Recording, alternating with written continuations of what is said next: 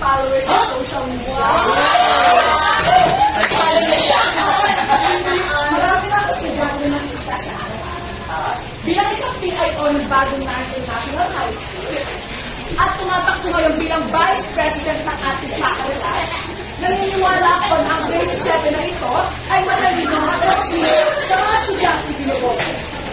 Alam ko, magtatapos na ang school na ito, kaya students, everyone, maging matalino tayo sa mga estudyante ating binuboto.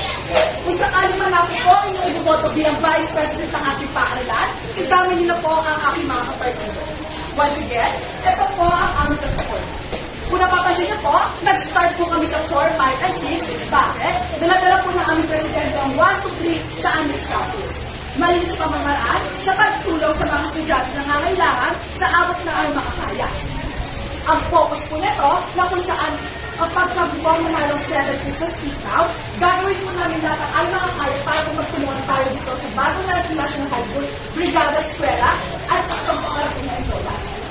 Pagtulong, pagtawa, at paggalang sa mga estudyante o bulot ng mga kaya. Kung sakali man dito pa kayo mag-graduate sa bagong National High School, o kung sakali man din na kayo dito mag-aaral, matadala nyo ang platform number 5 namin. Bakit?